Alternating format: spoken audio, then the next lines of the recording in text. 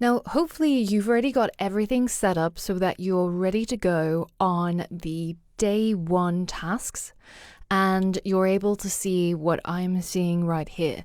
Now, if you don't know what I'm talking about, or if you don't have access to any of this, be sure to go back to the previous lesson where I showed you step by step how to download and get hold of the latest version of the curriculum exercises on PyCharm.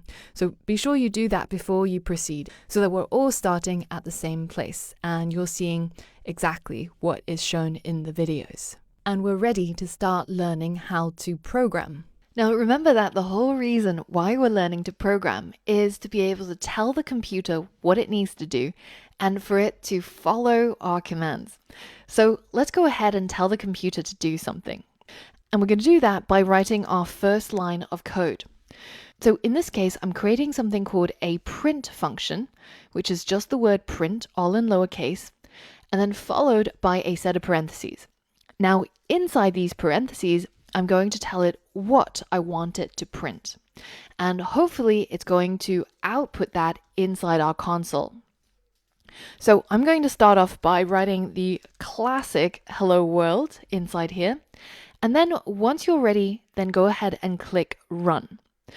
After a few seconds, you should see the computer follow your command, namely printing the words that you told it to print inside the console or the output area over here. And once it's done, it indicates that by writing process finished with exit code 0, which means everything was successful, everything was run without any issues. Now, just to break down this area a little bit more for you, if you look at the top line here, which you'll always see, there's a lot of text in here, but it's actually very simple to understand. Essentially, it's telling you the location of the current file that is being run that has resulted in this output. So in our case, it's the day one task. And you'll see this change as you go through the different days because the location of this file where you wrote the code will change. So the first line is the location of the file that you executed. The second line, or multiple lines in between, is the result of your command to the computer.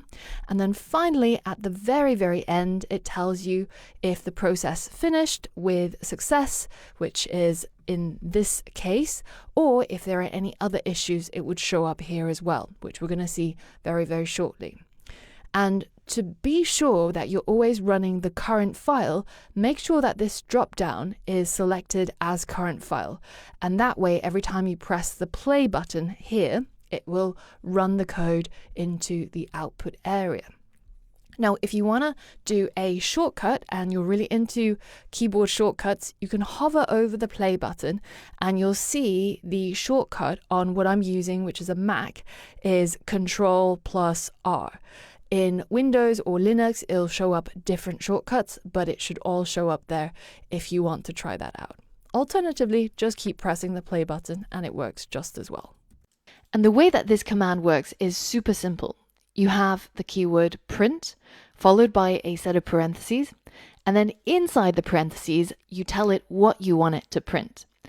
And once you've inserted that, then when this line of code gets executed by the computer, it'll know to simply print or output the thing that you've placed in between the parentheses. But notice here that it's not just the word hello world exclamation mark that I've put inside my parentheses. I've also added some quotation marks or double quotes around the word. And the reason why I've done this is so that I can tell the computer that this bit here in between the double quotes is not code. It's not like print where it's supposed to do something. This is just some text that I've made up that I want it to print out. And these pieces of text in programming lingo is known as strings. And you can imagine it as almost like a pearl necklace, right? It's a string of characters. And what the double quotes do is they basically show the beginning and the end of that string of characters. So that means you have to be really careful when you're typing. For example, If I go ahead and I miss out the closing double quote, well, now you can see that there's some changes that have happened to our code already. Namely that the last parentheses, instead of being colored in white like the opening parentheses or how it used to be, it's now colored in green, the same color as the rest of our text or our string. And this is a subtle hint to us. You're going to get really attuned to these subtle hints because they are the clues that will tell you what might have gone wrong in your code.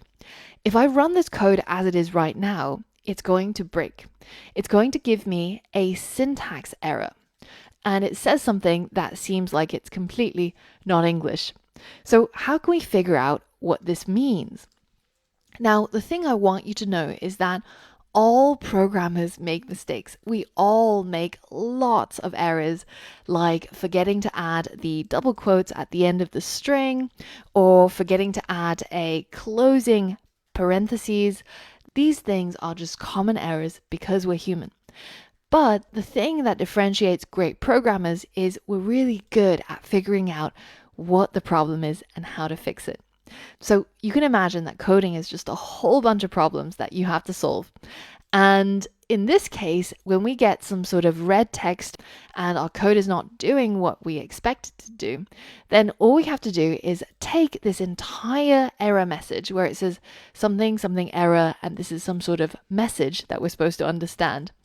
And we're simply going to drop it into Google. And usually the first link you come across will be from a website called stackoverflow.com. And this is basically the Q&A website that all developers will go to whenever something is wrong with their code or when they can't figure out how to do something. So if we click on this link, you can see that somebody else has also had this error. And some kind souls have told us that the solution might be the fact that you're missing a double quote before the end of the line. So if we take a look back at our code, the code that generated this error looks like this. And indeed, we are missing a double quote at the end of our string. As you're learning to code, as you're going through your 100 days, I want you to become more and more attuned to the color of your code. Because one of the most helpful things that code editors such as this do for us is something called syntax highlighting. For example, when I was missing that double quote, it highlighted this entire thing. And that is basically it telling us, it seems like this whole thing is some text. It thinks that all of this is a string and that we're missing a closing parenthesis. So if you notice this and you're like, wait, actually, that's not right. This part should match the color of the open brace, which is white. So there must be something wrong here. And indeed, if you have a look at the error message, it actually has a little caret sign right here showing you that there's something that's probably not right here. And it might jog your memory that, oh yeah, I've forgotten a closing double quote. Now, the really handy thing about PyCharm is it actually underlines your errors before you even run your code. And if you hover over the underline, it usually gives you some intelligent guess as to what your problem might be. And in this case, it's absolutely spot on. It says you're missing a closing quote, which is exactly what we're missing. So that will also be really helpful for us to figure out what it is that we need to do. But as with all things with AI, if we don't know what we're doing in the first place, these hints don't help us that much. For example, if I put the closing quote right here, I've got other problems and I'm going to create more problems for myself. So it's important that we first understand how things work and then use technology and AI to help us, such as in this case, to fix our bug. Now you'll notice that there is also a tiny squiggly line under this closing brace, but in this case it's not in red, so it's not an error, but instead it's in yellow, which is a warning. Now most of these warnings come from a good standard practice for how to write code. And if we hover over this warning, it tells us that PEP 8, which is guidance for how to write Python code. And it tells you that the problem that it's seeing is there's no new line at the end of the file. Now, we can ignore all of this because it's a bit too complicated, and it's actually very simple to solve this problem. All it's saying is that in good practice, when we're writing Python code, there should be a new line at the end of the file, so that we have our cursor down here instead of ending right there. And that's all there is to it. And with that one thing, we've gotten rid of all our errors, we've gotten rid of all our warnings, our code looks good stylistically as well as syntactically. All these big words that all it means is that it looks great in every single way. And we've got our little check mark, which means no problems found by the editor.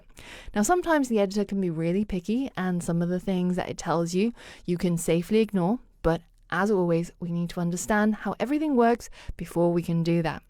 So now that we've embarked on our first step to write some code and start commanding the computer to do what we wanted to do, which is to print out some words into the output area, it's now time for a challenge. So head over to the next lesson and we're going to test you on what you've learned in this lesson by practicing writing some print statements. So for all of that and more, I'll see you on the next lesson.